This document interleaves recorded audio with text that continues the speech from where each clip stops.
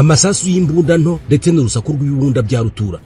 Aya niyo majwi abantu bo mu mujyi wa Goma bamaze iminsi irenga 2 bumva. Aha ni kubirebana n'amajwi.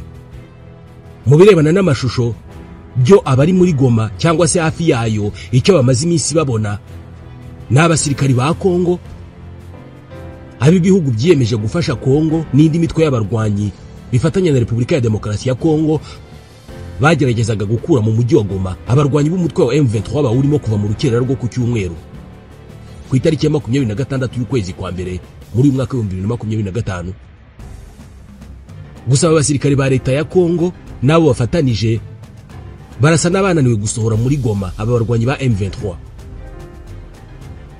Ibihumbi by'abanyekongo bo mu mujyi wa Goma bavuye mu byabo barahunga. Buri wese aragerageza gushaka aho yabona ubuhungiro. Ishami rya Loni rishinzwe impunzi ribara abantu 400,000 mu burasirazuba bwa Kongo bavuye mu byabo kubera iyi ntambara kuva uyu mwaka wa 2025 watangira. Benshi muri aba ntabwo ari bwo bwa mbere bahunze. Mbere y'urukerera rwo ku cyumweru rushyira ku wa mbere, ubwo inyeshyamba za M23 zafataga icyemezo cyo kwinjira mu mujyi wa Goma, zari zimaze igihe mu bice bikikije uyu mujyi zihanze amaso Goma.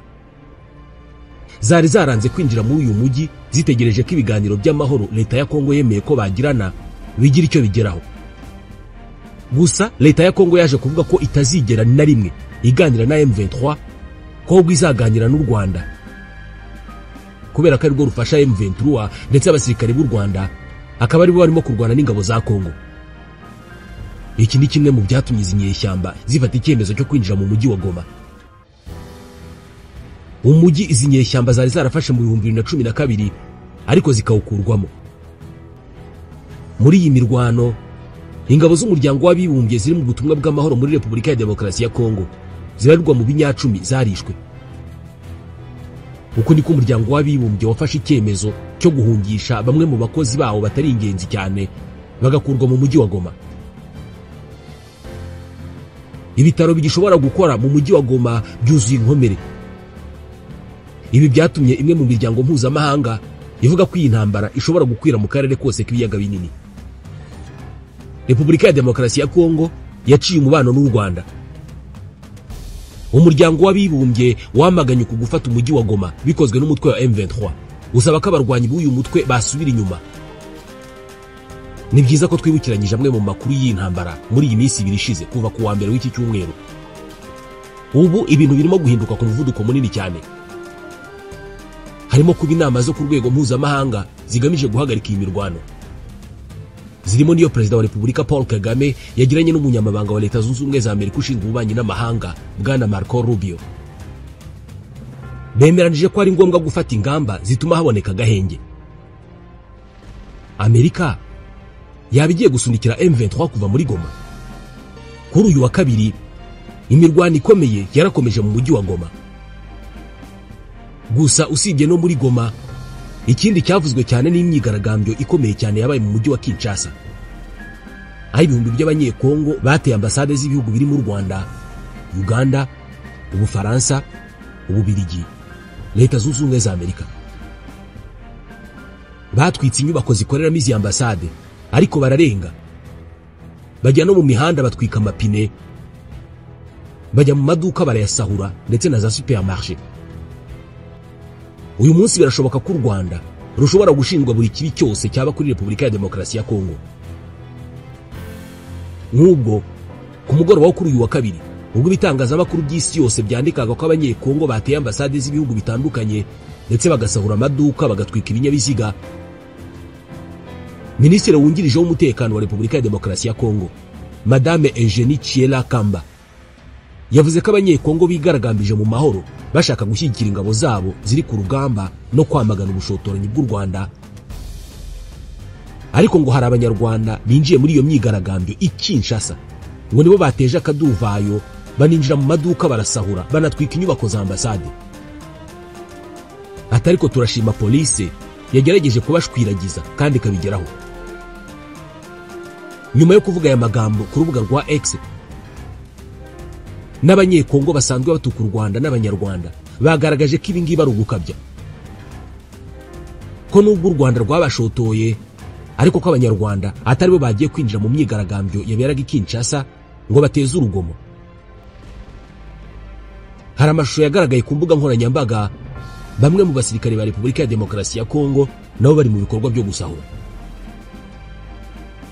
Minisitiri w'ububanyi n'amahanga w'Ubufaransa Jean-Noël Barrot yavuze ko ambasade yabo i Kinshasa yafashwe n'umuriro ariko ngo waje kuzimywa. Barrot yagize ati ambasade y'Ubufaransa i Kinshasa muri iki gitondo yatewe n'abigaragambya barayitwika ariko umuriro wazimijwe. Ati ibi bitero ntabwo bikwiye. Ati harimo gukorwa byose kugira ngo turinde umutekano w'abakozi n'abene igihugu bacu. Umuvugizi wa guverinoma ya Repubulika ya Demokarasi ya Kongo Patrick Muyaya yahise abwira abanyekongo ko rwose bafite uburenganzira bwo kugaragaza uburakari n'akababaro kabo, ariko abasaba kubikora mu mahoro batangiza ibikorwa remezo bya za ambasade cyangwa se ngo basahure ibikorwa by'ubucuruzi by'abene igihugu bagenzi babo.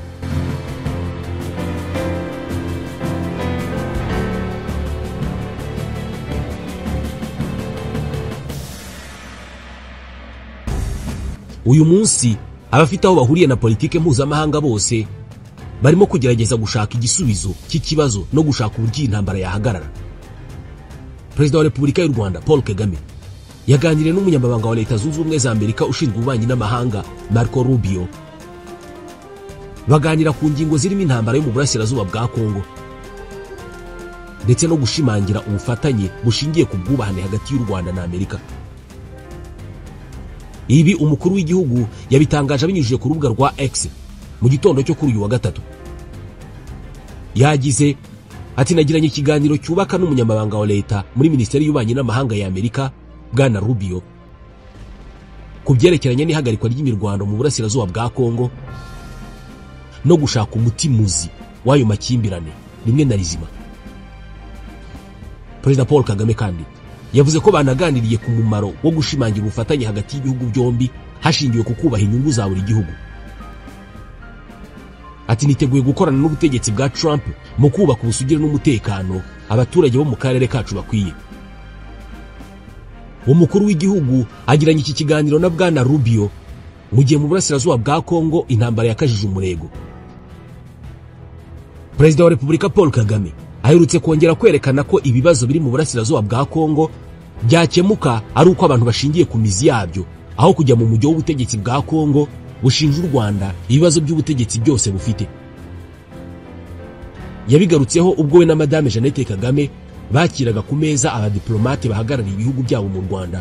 Yaragize ati niba ushaka gukemura ikibazo nta buryo bwiza bwabaho budashingiye ku kugikemura uhereye mu mizi. Ati ntabwo bisaba kuba ukomeye bingana iki, icyo ukora ni ugukora iby'ibanze, ibimenyetso n'ukuri. Ati ntabwo uza ngo kubera ko ukomeye ahubwo ibimenyetso birigaragaza.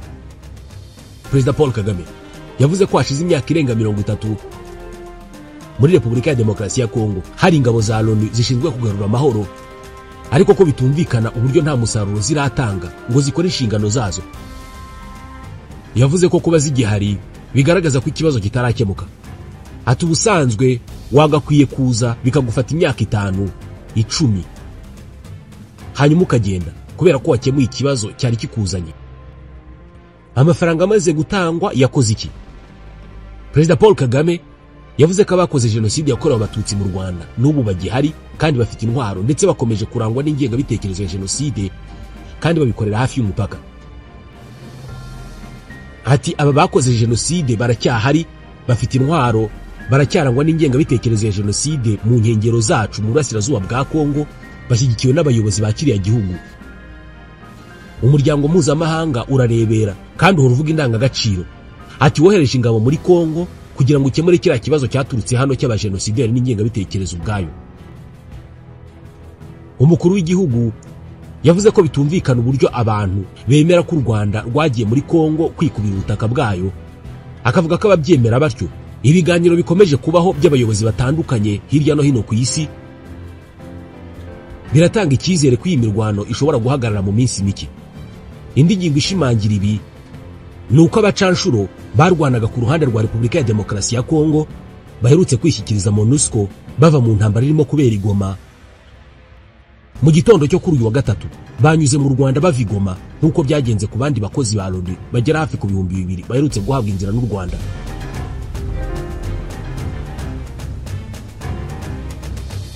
Ku mupaka munini wa La Corniche uhuza u Rwanda na Repubulika ya Demokarasi ya Kongo kandi hakiriwe abakozi ba banki y'isi binjiranye n'abacanshuro bari baraje gufatanya na FARDC guhangana na M23, mu gihe imiryango mpuzamahanga n'ibigo mpuzamahanga bikorera i Goma birimo gucyura abakozi babyo. Hari na kompanyi z'indege nazo zirimo guhagarika ingendo zijya muri Kongo, by'umwihariko i Kinshasa. Nk'ubu sosiyete ya Uganda Airlines ikora ubwikorezi bwo mu ndege yavuze ko yahagaritse ingendo ziva n'izijya mu mujyi wa Kinshasa muri Repubulika ya Demokarasi ya Kongo. Iyi sosiyete ivuze inyuma y'uko muri Repubulika ya Demokarasi ya Kongo habereye ibikorwa byo kwibasira Uganda byaranzwe no gutwika ndetse no gusahura ambasade y'iki gihugu ni ku munsi w'ejo. Abigaragambya bashinja Uganda gufasha umutwe witwaje intwaro wa M23 uhanganye n'ihuriro ry'ingabo za Kongo mu rugamba. Mu itangazo Uganda Airlines yashyize hanze ku munsi w'ejo yaragize iti guhagarika ingendo byabaye ngombwa bijyanye n'akaduruvayo gakomeje kugaragara muri Repubulika ya Demokarasi ya Kongo harimo n'umurwa mukuru Kinshasa. Ingendo zihagaritswe kugeza ibintu bisubiye mu buryo. Kwibasira ambasade ya Uganda ndetse no guhagarika izo ngendo bihuriranye n'uko ibintu bikomeje kujya habi muri Repubulika ya Demokarasi ya Kongo. M23 ikomeje kwigarurira ibice bitandukanye byo mu burasirazuba bw'iki gihugu. Uganda Airlines yajyaga Kinshasa gatatu mu cyumweru hagamijwe kunoza ubuhahirane hagati y'ibihugu byombi, cyane ko Uganda ari kimwe mu bihugu by'ingenzi ku butegetsi bwa Kinshasa ku bijyanye n'ubucuruzi. Mu 2024 imibare yagaragaje ko ubucuruzi hagati y'ibihugu byombi bwari bufite agaciro ka $600,000 z'amadolari, bigizwemo uruhare n'ibyo Uganda yoherezayo nk'ibikomoka ku buhinzi, kuri petrol n'ibijyanye n'ubwubatsi. Ikindi nuko Uganda yakoze ishoramari ritandukanye muri Repubulika ya Demokarasi ya Kongo. Yubatse umuhanda wa $300,000 z'amadolari hagamijwe koroshya imigenderanire y'ibihugu byombi. Iki kirongera igitotsi gisanzwe hagati ya Repubulika ya Demokarasi ya Kongo na Uganda. Gusa n'igitotsi hagati ya Repubulika ya Demokarasi ya Kongo n'u Rwanda nacyo ntabwo gisa n'icyenda kurangira vuba. Ejo ku itariki ya 28 y'ukwa mbere, Minisiteri y'Ububanyi n'Amahanga ya Kongo yatangaje ubutumwa bwa Minisitiri w'Ububanyi n'Amahanga w'iki gihugu Madame Therese Kayikwamba Wagner bwavuga ko ubwo bari mu nama y'akanama k'amahoro k'umutekano k'umuryango wa Afurika yunze ubumwe kuri iyi tariki ya 28 y'ukwa mbere, ngo Minisitiri w'Ububanyi n'Amahanga n'ubutwererane w'u Rwanda Ambassadeur Olivier Nduhungirehe ngo niwe wenyine utarahagurutse ngo yunamira abasirikare ba SAMI DRC na MONUSCO baguye mu mirwano hagati y'umutwe wa AFC M23 n'ihuriro ry'ingabo za Repubulika ya Demokarasi ya Kongo. Mu gusubiza kuri ubwo butumwa, Minisitiri Nduhungirehe yaragize atunyihanganire Madame Munyamabanga wa Leta mugenzi wanjye, ariko ubutumwa bwawe burayobya nk'uko bisanzwe. Mu by'ukuri wananiwe gusobanura mu butumwa bwawe yuko mu rutonde rw'abasirikare Perezida w'akanama k'amahoro n'umutekano ka Afurika yunze ubumwe yasabye ko hafatwa umunota wo kubunamira mu nama yo kuri iki gicamunsi. Ati izina rya General Major Peter Chirimwami wari guverineri wa gisirikare wa Kivu y'Amajyaruguru naryo ryavuzwemo. Yongeyeho ati nubwo umusirikare mukuru wa FARDC yanyakiriye mu cyubahiro cy'abadiplomate i Goma ku itariki ya 5 y'ukwa 11 mu 2024, ati ntabwo nshobora yaba uyu munsi cyangwa se ejo guhaguruka ngo mfate umunota wo kumunamira. Ati impamvu yabyo nuko nk'uko nabyibukije mu nama yo ku gicamunsi, Peter Chirimwami yari ikiraro gihuza FARDC n'umutwe w'abasize bakoze jenoside wa FDLR, ndetse ni nawe wahungabanyije ibikorwa bya FARDC mu kwezi kwa 9 mu 2024 byatangijwe ku gitutu cy'amahanga byo gukuraho burundu umutwe wa FDLR. Ibi byose birimo kuba mu gihe umutwe wa M23 ukiri mu mujyi wa Goma ndetse wafashe ibice by'ingenzi by'uyu mujyi nk'ikibuga cy'indege cya Goma, ishami rya radio na televiziyo y'igihugu muri Goma ndetse n'ibindi bikorwa remezo. Nta uzi niba ibiganiro byonyine bizatuma uyu mutwe uva mu mujyi wa Goma cyangwa se niba bizarangira ugumanye burundu.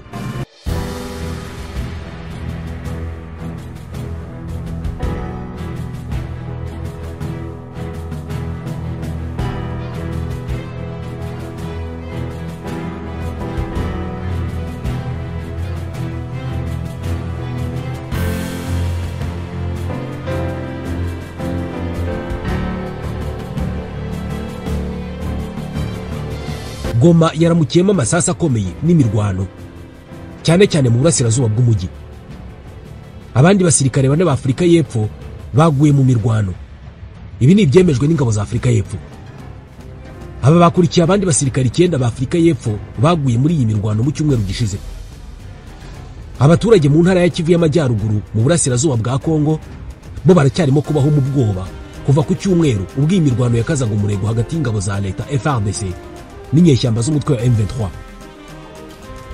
Ntabwo ari bo gusa bari mu bibazo kubera iyi ntambara, kubera ko no mu Rwanda abantu 9 nibo bamaze guhitanwa n'ibisasu byarashwe ku butaka bw'u Rwanda n'ingabo za Kongo FARDC zifatanije n'umutwe wa FDLR, Wazalendo n'abandi. Umuvugizi wungirije wa guverinoma y'u Rwanda Bwana Mukurarinda Alain yabwiye RBA ko ibyo bisasu byaguye mu Rwanda byanasenye inzu 5 mu mujyi wa Rubavu. Ni mu gihe abaturage 681 baturiye umupaka bikanze ayo masasu, ubu bacumbikiwe mu nkambi ya Kijote iri mu murenge wa Bigogwe mu karere ka Nyabihu. Gusa abanyekongo binjira mu Rwanda bahunga nabo bakomeje kwiyongera.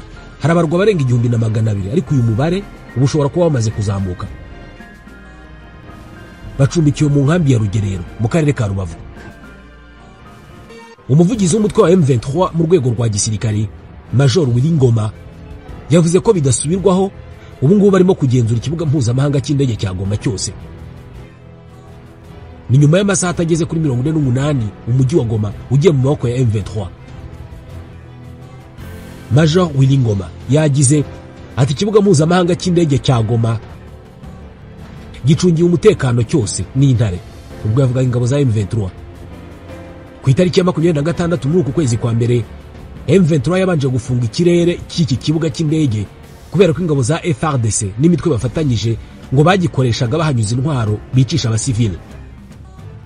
Ni mu gihe intambara mu burasirazuba bwa Repubulika ya Demokarasi ya Kongo no mu mujyi wa Goma by'umwihariko ikomeje gukaza umurego. Iki kibuga mpuzamahanga cy'indege cya Goma nicyo cyifashishwa cyane muri Kivu y'Amajyaruguru. Kugeza mu 2020 ikibuga cy'indege cya Goma cyari gifite ubushobozi bwo kwakira indege nibura 7 za Airbus A320. Iki kibuga cyari gisanzwe gikoreshwa cyane n'ingabo za leta FARDC, ingabo z'umuryango w'abibumbye MONUSCO, imiryango mpuzamahanga n'ibigo by'ubucuruzi bikora ubucuruzi mu burasirazuba bwa Repubulika ya Demokarasi ya Kongo. Ibi birimo kuba mu gihe Kinshasa ku murwa mukuru ho haramukiye imyigaragambyo ikomeye cyane y'abaturage. Baramukiye kuri ambasade zitandukanye zirimo iy'u Rwanda, iya Uganda, iy'Ubufaransa, iy'Ububiligi, iya Leta Zunze Ubumwe za Amerika ndetse n'iy'Ubuyapani. Baravuga ko ibingi bari ibihugu byagize uruhare rukomeye muri iyi ntambara ishyamiranyije igihugu cyabo n'umutwe wa M23, ngo ni ibihugu bifasha u Rwanda gufasha M23. Iyi myigaragambyo yarenze ibyo kwangiza inyubako z'izi ambasade kubera ko zimwe bazitwitse, ahubwo yahindutse urugomo rwavuyemo gusahura amaduka na za supermarché muri Kinshasa. Guverinoma yahamagariye abaturage kugira ituze no gusubira mu ngo zabo.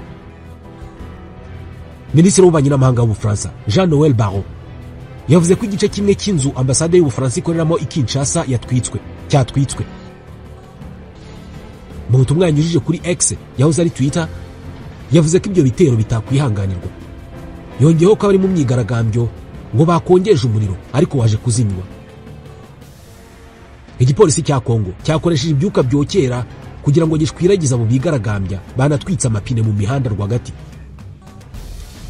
Leta ya Kongo yavuze ko ishima cyane kuba abanyagihugu bahagurutse bakagaragaza ko bashyigikiye ingabo z'igihugu zirimo kurwana n'umutwe wa M23. Ariko umuvugizi wa leta Patrick Muyaya yamaganye urugomo n'ubusahuzi burimo gukorwa n'abigaragambya. Ati turamagana twivuye inyuma ibikorwa byose byangiza. Yavuze ko umutekano wiyongereye kuri ambasade zose. Ambasade y'Ubuyapani yo yasabye abaturage b'Ubuyapani bose bari Kinshasa kuguma mu nzu zabo, yababujije gusohoka ngo ntihagire nuza kuri ambasade. Bimwe mu bice bya Kinshasa birasa naho bitarimo abantu, amashuri n'amaduka byafunzwe. Igisirikare cya Afurika y'Epfo cyo cyavuze ko abandi basirikare bacyo 4 bishwe. Bapfiriye mu burasirazuba bwa Repubulika ya Demokarasi ya Kongo kuri uyu wa mbere. Iki gisirikare cyasobanuye ko 3 muri aba basirikare bishwe n'ibisasu ubwo abarwanyi b'umutwe witwaje intwaro wa M23 bari bahanganye n'ihuriro ry'ingabo za Repubulika ya Demokarasi ya Kongo hafi y'ikibuga mpuzamahanga cya Goma. Undi musirikare wa Afurika y'Epfo wapfuye ni umwe mu baherutse gukomerekera ku rugamba rwabaye mu minsi 3 ishize. Afurika y'Epfo kuva ku itariki ya 23 muri uku kwezi kwa mbere imaze gupfusha abasirikare 13 ku rugamba rwo mu burasirazuba bwa Kongo. Mu itangazo igisirikare cy'iki gihugu cyaherukaga gusohora ku itariki ya 25 cyari cyasobanuye ko abasirikare bacyo 9 aribo bari bamaze gupfa, barimo 7 bari mu butumwa bw'umuryango wa Afurika y'Amajyepfo na 2 bari mu butumwa bw'umuryango w'abibumbye. Mu masaha y'igicamunsi cyo kuri uyu wa kabiri abarimo abashoferi 47 bo mu bihugu bitandukanye nka Tanzania, Uganda, Uburundi n'u Rwanda bari barahize Goma kubera imirwano ihanganishije M23 na FARDC ifatanije na Wazalendo, FDLR n'ingabo z'u Burundi. Aba bashoferi binjiye mu Rwanda baherekejwe n'abarwanyi ba M23. Bivugwa ko inyeshyamba za M23 zabakuye mu maboko ya FARDC.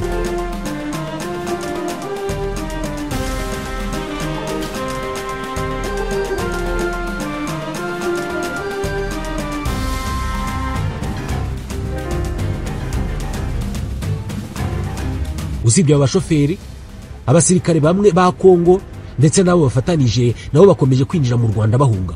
Ubu hari abarwa barenga 120 bamaze kwinjira mu Rwanda. Bamwe mu bageze i Rubavu baganiriye n'abanyamakuru, harimo n'abavuga Ikinyarwanda.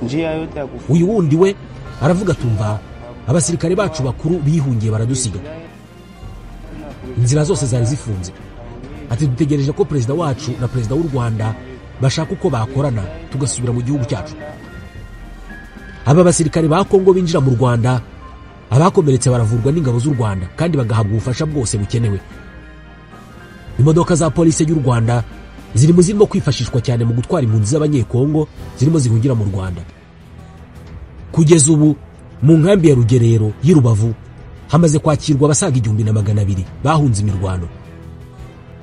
Abaturage b'abanyekongo bahungira mu Rwanda bavuza agahinda batewe n'intambara ikomeje guhanganisha ingabo za leta ya Kongo n'umutwe wa M23. Bagaragaje ko abarwanyi ba Wazalendo ngo basahuye imitungo yabo. Aba banyekongo bahungiye mu Rwanda baganiriye na Igihe.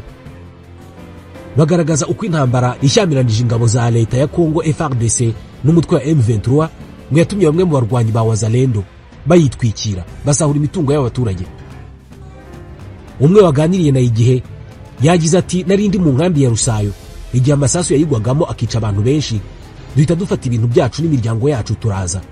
Ati twaraho bita Ruzizi. Ubwo muri Ruzizi haraye havuga amasasu bwarinze bucya.